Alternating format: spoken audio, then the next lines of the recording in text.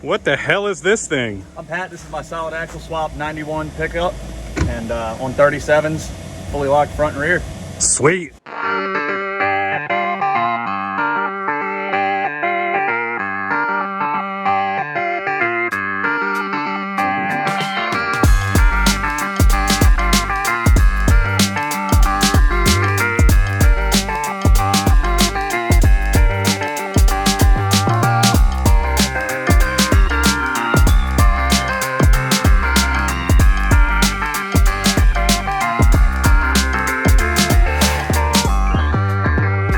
All right, we got Pat in his highly modified Toyota. Lockers front and rear. He actually just got done building this at 11 p.m. last night. So this is the build shakedown to see what works and what doesn't work. All right, you getting ready to climb? I'm pretty sure you're going to spit off that back. Come on. As far as suspension, Pat is on air shocks up front and junkyard springs, as he calls them, junkyard leaf springs in the rear. The axle housing is caught on the lip of the obstacle tire. You don't typically see that, so I'm not sure what to expect here, but it might involve getting mud on me.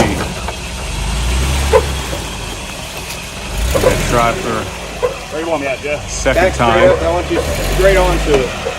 I'd be real curious to get that Toyota up on some scales to see how much that thing actually weighs. I bet it doesn't weigh anything over 3,000 pounds.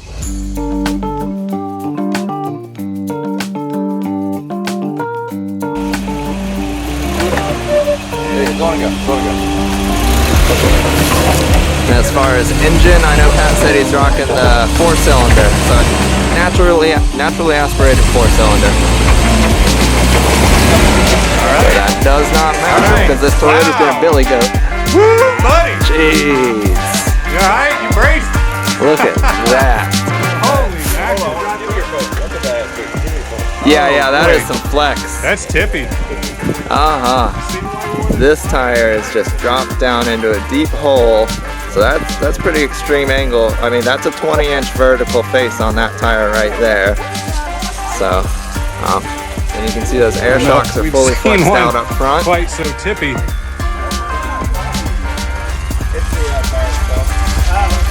Rear diff is really quite caught. I'm gonna see if I can't move around to the front of this, see if we can see what's going on up here. Nope, that's going the wrong way. I need to back out. No, you're good. What's wrong? No, I'm watching it. I want to go more. You're not comfortable? If you're not comfortable, back out. There you go, there you go.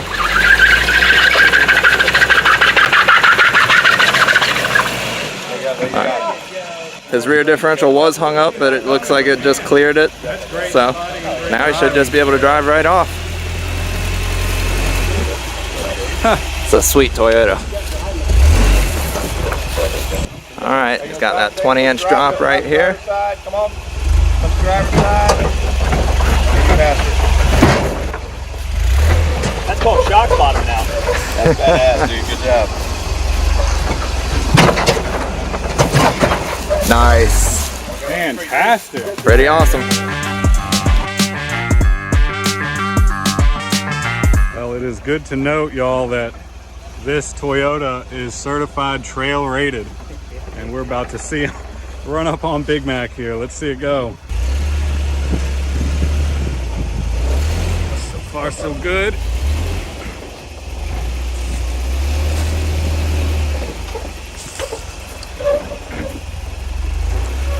Cut her past her. That's all you got?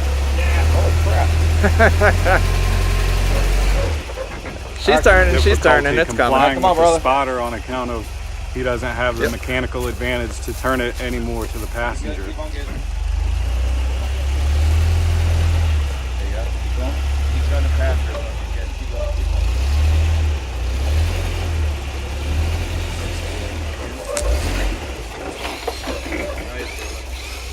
Come straight. Looks like a good climb he's got going. I think this is gonna be a nice, clean climb. Down so you don't flop down.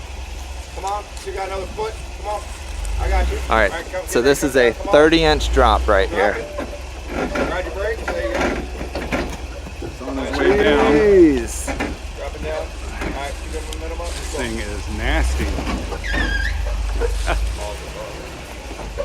Nice.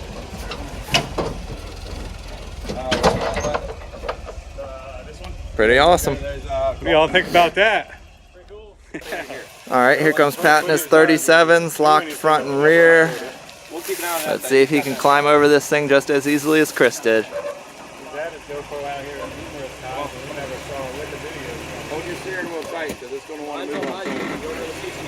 Jeff's telling him to hold his wheel tight because the obstacle will try to turn your steering wheel around. Keep driver, if you wouldn't mind dropping him in there. You got Dave watch that side for me? Yeah, we're looking good. So again, what I'm looking for when Jeff asks me to help him out with spotting, I'm looking to make sure that Pat's tires are not getting close to falling off the obstacle. Luckily, Pat in this Toyota has a pretty narrow track, so it's pretty easy to keep his tires placed on the obstacle tires.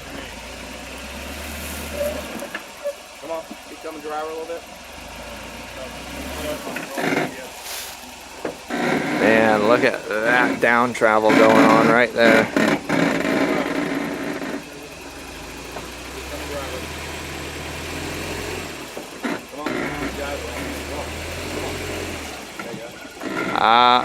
Yeah, you're good. You might just want to straighten up a little bit if you can.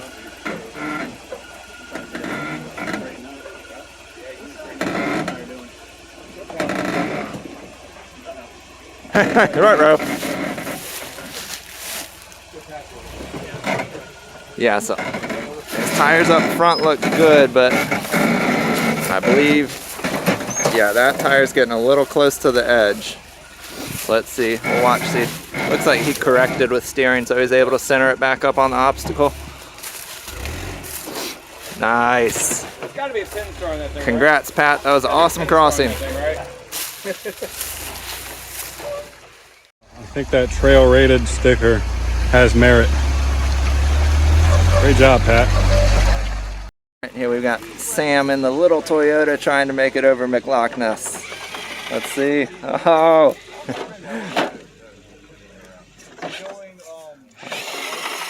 There we go. Nice. That was awesome.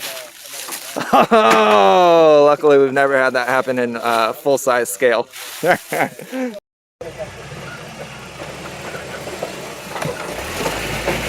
Oh, look at that.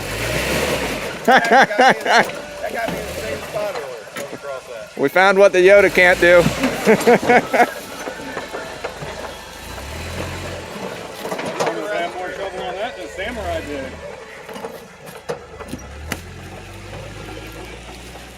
Hey Pat, thanks for coming out to the Where2Wheel Proving Grounds. Thanks for having me out here, buddy. Yeah, so you told me you were up till 11 o'clock last night getting this thing ready to go, shake down the new build and go wheeling. Wrap up all the final touches on it. It's been off the road for a year and a half now.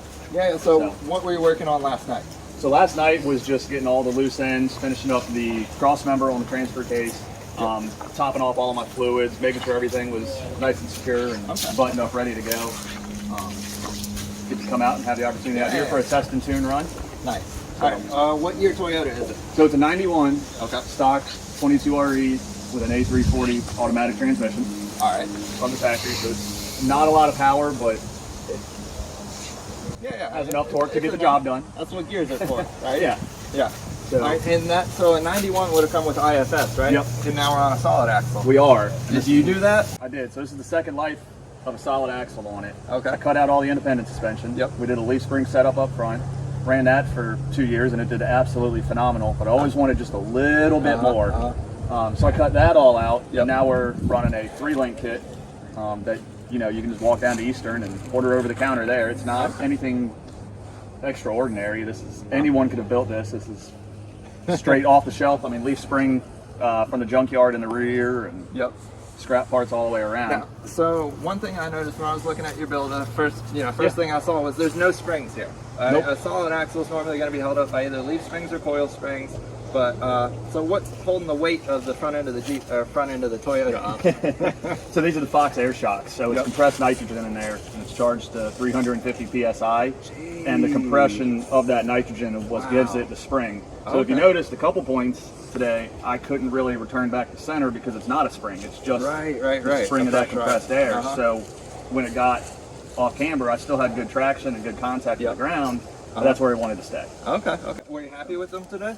I was. I need a little bit more up travel, but I kind of came here knowing that. So yeah, for up travel, so you were just saying that you just have to take this hoop, the shock hoop, and lift it up higher, right? Yep, I'll have to cut out inside the wheel well right here. Okay. And then it'll come up right about somewhere just below the hood. Okay, you're not going to go through the hood? Not going to go through the hood. All right.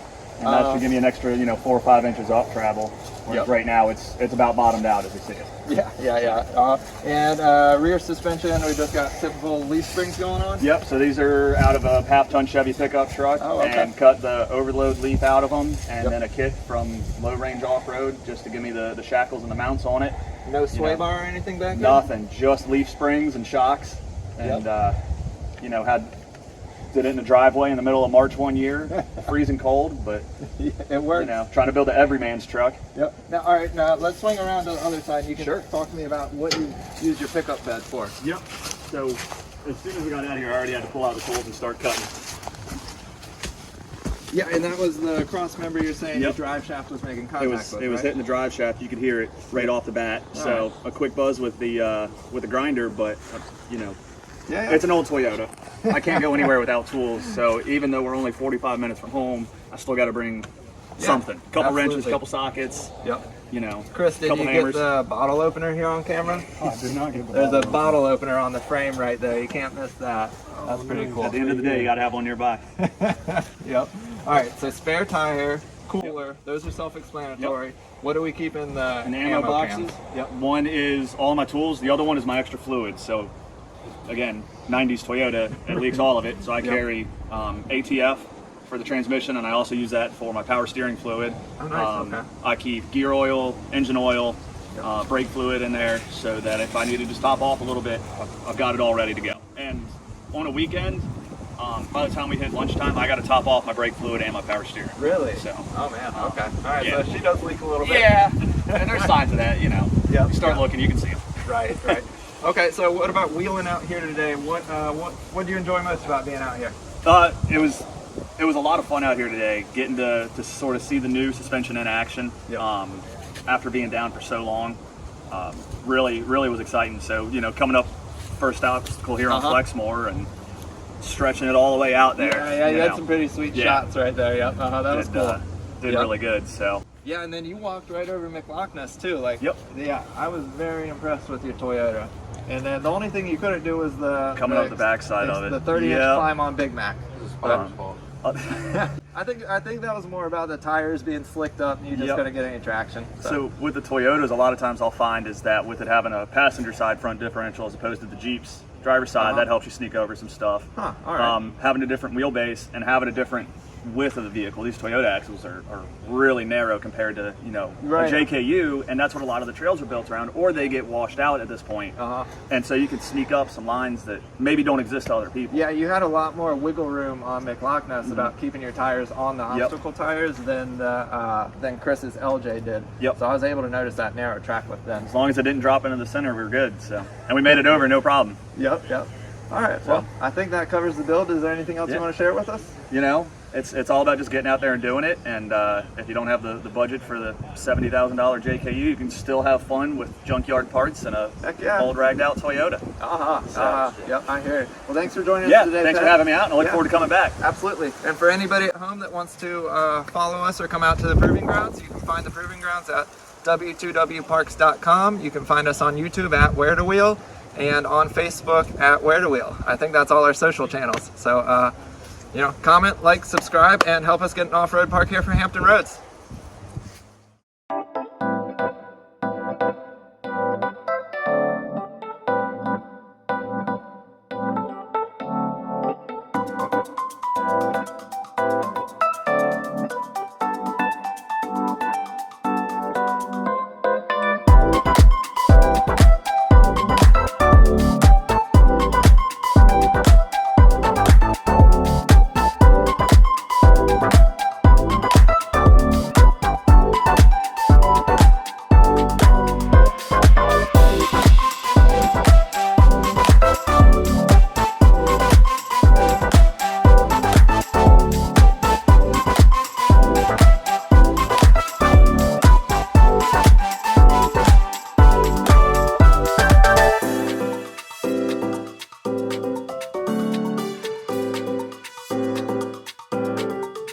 What are we up to here? Well, I finished up the truck last night. Yeah. And my new cross member is hitting the drive shaft, so we're bummer. just gonna cut away a bunch of that Okay. until it gets working. Yeah, I got the portable Milwaukee Angle grinder. So we just got to clear up right through here, and it should be good. All right. Let's see that happen. Let me get some B-roll of the grind.